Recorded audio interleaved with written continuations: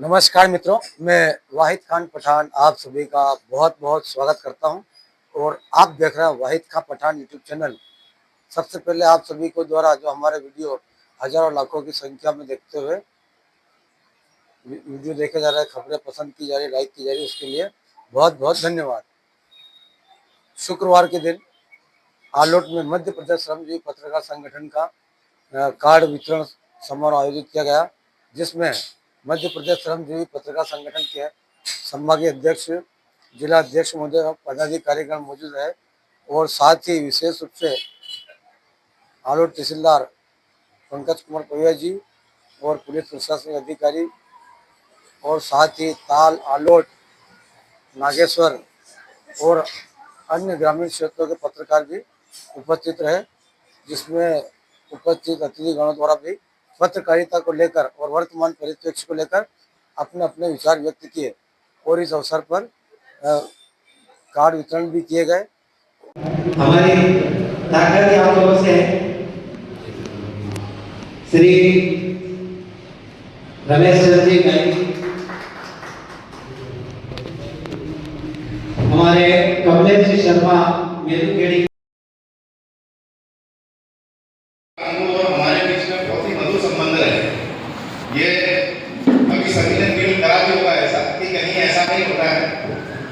तो 2 मिनट का बस में समय दूंगा आप लोगों का। पत्रकारिता जैसा कि हम सभी को विदित है, हमारा जो लोकतंत्र है उसका चौथा स्तंभ जो है पत्रकारिता को माना जाता है। कार्यपालिका, विधायिका, न्यायपालिका एवं पत्रकारिता, जिसमें से जो सबसे ग्राउंड लेवल की जो एजेंसी, 2 ही एजेंसी हैं, एक पत्रकारिता है और एक जो है कार्यपालिका है, जो कि शासन के और न्यायपालिका के समस्त निर्देशों का क्रियान्वयन जमीनी स्तर पर जो है कराते हैं। तो हमारा जो संबंध है वो अभिन्न संबंध है, किसी प्रकार से हम अलग नहीं हैं, हम एक ही। तो ये मैं कहना चाहूँगा कि हमारे क्षेत्र में विभिन्न प्रकार की समस्याएं, विभिन्न प्रकार के कृत्य, विभिन्न प्रकार की घटनाएं, कुछ अच्छे कार्य भी जो है यहाँ पर होते रहते हैं।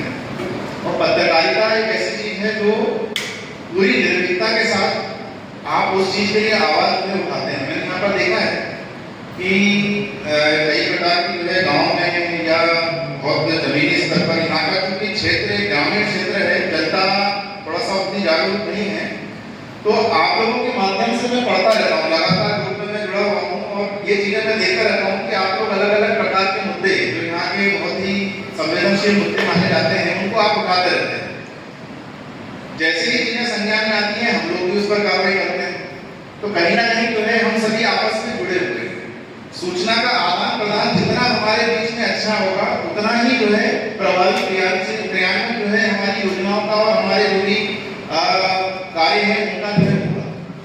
तो आप सभी से अनुरोध है कि किसी भी प्रकार की खबरों की एक बार सच्चाई को जरूर परखें, संबंधित व्यक्ति से एक बार कृपया करके उससे बात कर लें और जिस भी प्रकार की कार्रवाई है आपकी तरफ से मुझे सूचनाएं मिलती रहती हैं। ये बिल्कुल बहुत अच्छी बात है, मतलब बहुत ही बढ़िया लगता है ये चीज को देख के। जब से मैं आया हूँ तो मैडम के माध्यम से, आपके माध्यम से हमारे पास सूचनाएं जो है आती रहती हैं और उन पर जो है कार्रवाइयाँ हम जो है करते रहते हैं।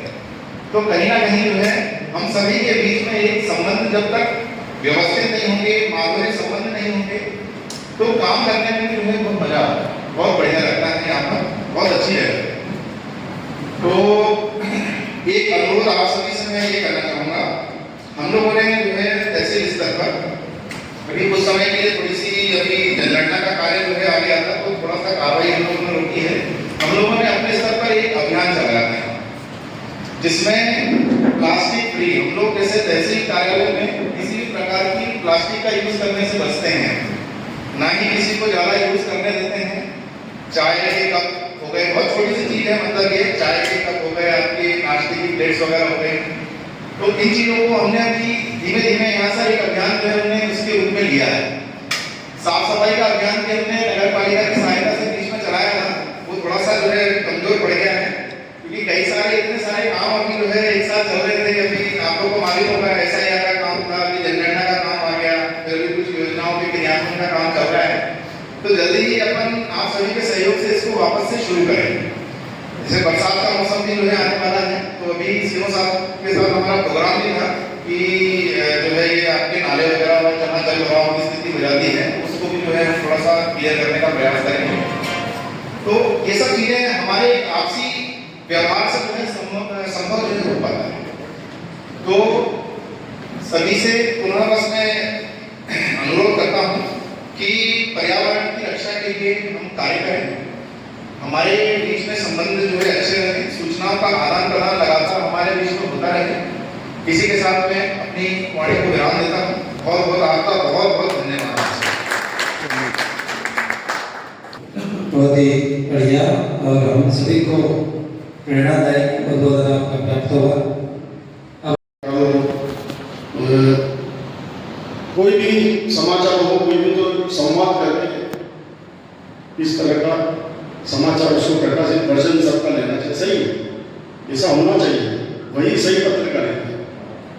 पत्रकारिता में दुर्भाग्यवश पत्रकारिता नहीं होनी चाहिए।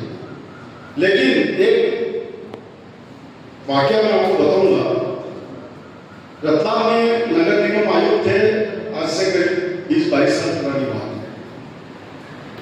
उन्होंने किस तरह से हम बहुत अच्छे दोस्त थे, नारायण जी पाटीदार थे और कृषि उपज मंडी में वो अधिकारी रहे, उनका भी चार्ज था। एक समाचार मेरे अखबार में लगाया कृषि उपज मंडी की अव्यवस्थाओं को लेकर, लेकिन उन्होंने उस समाचार को अन्यथा ले लिया।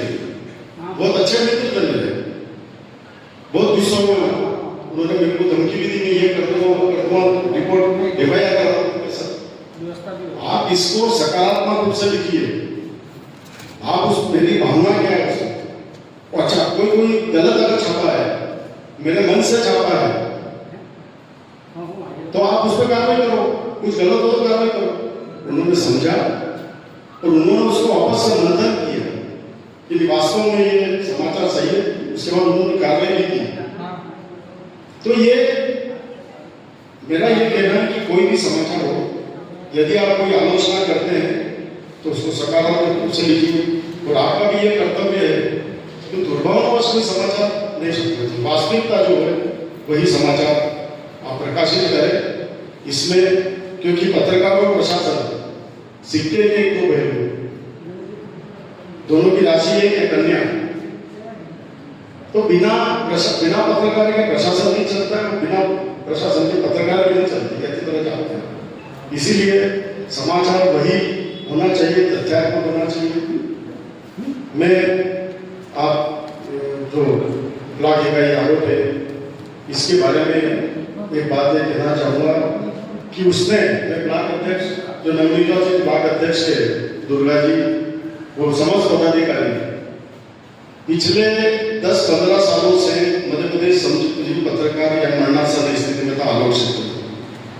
उन्होंने इसको पुनर्जीवित किया है और मैं आप लोगों से भी निवेदन करता हूँ, आप मध्य प्रदेश सभी पत्रकारों को समझे, संघ को समझे और वो किस तरह से काम करता है और किस तरह से अपने अधिकारों की रक्षा के लिए आगे आता है। तो आप जैसा समझेंगे वो जितने लोग इससे जुड़ेंगे उतना ही संघ मजबूत होगा। संघ जब भी मजबूत होगा जब पत्रकार मजबूत होंगे, जब पत्रकार तभी मजबूत होंगे जब आपका संरक्षण देने वाला संघ मजबूत होगा।